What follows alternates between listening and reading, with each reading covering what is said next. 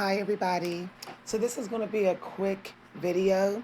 If you are experiencing a poetry writing or writing creative block, and especially if you're a poet, here are 3 ways to quickly bust through that creative writing block. So one way to do this is to just start sketching things that you see. You're not trying to sketch it perfectly. You're just kind of like investigating and documenting. So you can actually do some window washing. You can actually stand at your window at different times of day and just sketch things that you're seeing and tell it as it is, right? Very literal. Take the very literal approach like Charles Bukowski has taken. You can also observe your pets and write down things that they're doing through the week at different times of day. You can even stand by and sketch things that your family members are doing and even write down things that they said to you. You're going to create what is called an epic file. Now, this is not something that I came up with. A teacher at Iowa University came up with the epic file method. And what you're doing is you're basically filling up your writing content cabinet, like your kitchen cabinet, and you're filling this up with content. That way, the next time you feel like you're having a creative block, you can always go to that file and you can extract something out of that file, some content, and you can use that content for a writing prompt or to jumpstart a stream of consciousness type writing. So that's the first tip. Now you can create the epic content file for every type of writing exercise you do or any type of writing research that you do, like research that you do to get writing content. So the second way to bust through creative blocks, and this may sound very weird, but talk, have conversations, and talk about your life. Let people talk about their life. Tell stories over the phone. Complain if you can, and record this conversation. Believe it or not, dialogue can be a easy thing to use to jumpstart a creative writing piece. You can actually start a whole poem, even a narrative, even a novel, even a short story with dialogue. So don't underrate and underestimate the power of dialogue. So start recording your conversations. Get you a recording app on your cell phone, or just simply press the recording app button on your cell phone. So you can actually get a recording app that will record your conversations, or you can get an actual app that you put on your phone that you have to go to press record. So I would do this. You could even get you a recording pen. You can buy them on eBay and you can press the pen and it will actually record what is being said, any sound or noise in the atmosphere.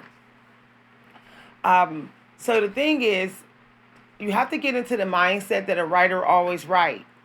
And that doesn't mean like, oh, you're writing on a project, you're creating the actual project. That doesn't always happen. Sometimes it's just a process of filling up your writing cabinet content with content.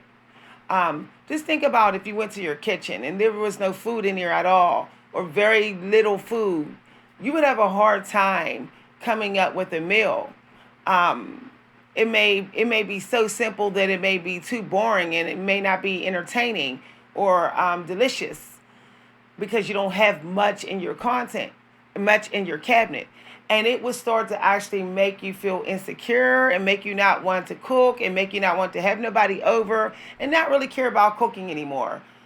That's the same thing that will happen to you when you write and you don't keep fresh content stored away in a folder on your computer or in your journal. You have to keep feeding your writing cabinet, putting stuff in there.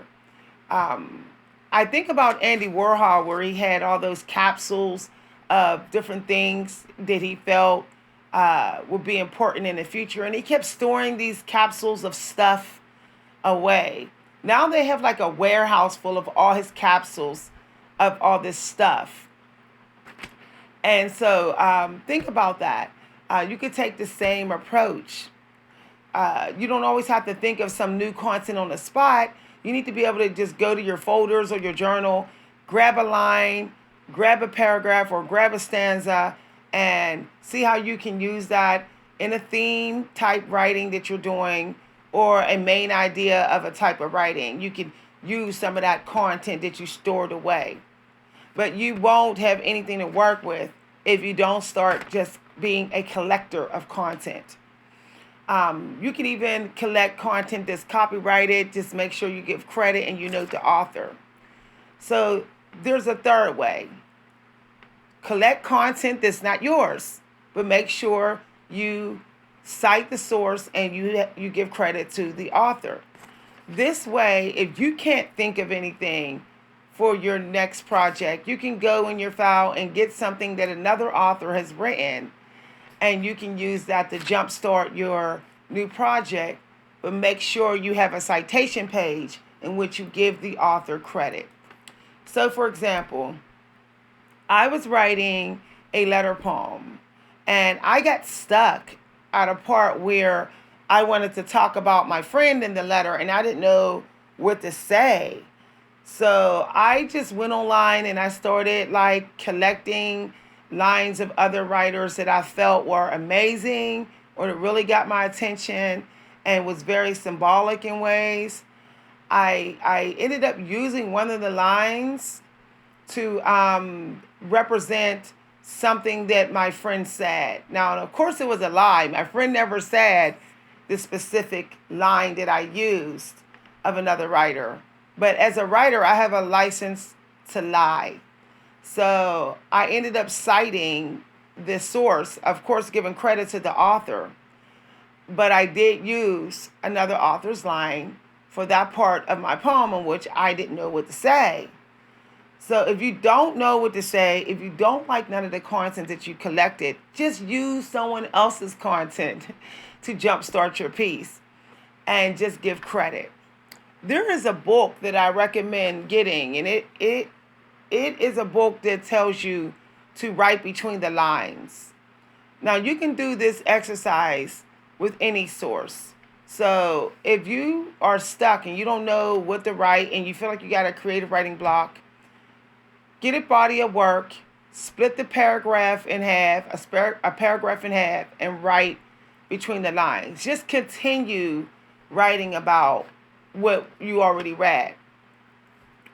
Another way to break creative writing block is to write about your dreams.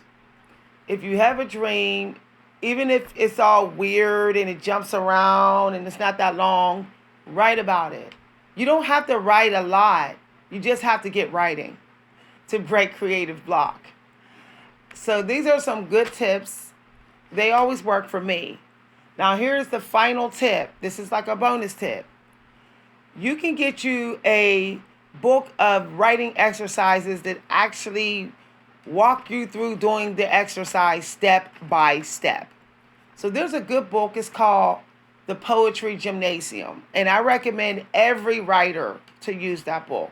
I don't care if you write novels, short stories, narrative, lyrics, songs, poetry, prose, it doesn't matter. The Poetry Gymnasium book is wonderful because it gives you examples of other poems, and some of the lessons actually walk you through step by step and writing the poem. So you don't have to guess how to write it. Also, they have example poems, so you can use the same opening approach as another writer did. So you can read the example poem and say, oh, I'm going to start my piece similar, but with my own content. And you can do the same exercise that writer have done as well. I love the book, the series, Poetry Gymnasium. I think there's 2 books in the series. And it's wonderful. If you ever be like, I don't really have anything to write, I don't know what to write, That book will get you writing. Also, the book Talking Back to Poetry. You might want to get that book as well. And you might want to get, I say, all the books of Sheila Bender. Sheila Bender has a wonderful book called Writing Personal Poetry. And anytime I feel like I'm creatively stuck and I just want to really get unstuck fast as possible, I want to start writing fast as possible, I pick up her book. It's called Writing Personal Poetry, and it's by Sheila Bender. And I just do a exercise. It doesn't matter if it's just a sensory writing exercise or a metaphor writing exercise. At least I have written something on the page. Okay? All right, so here are some tips to get you started.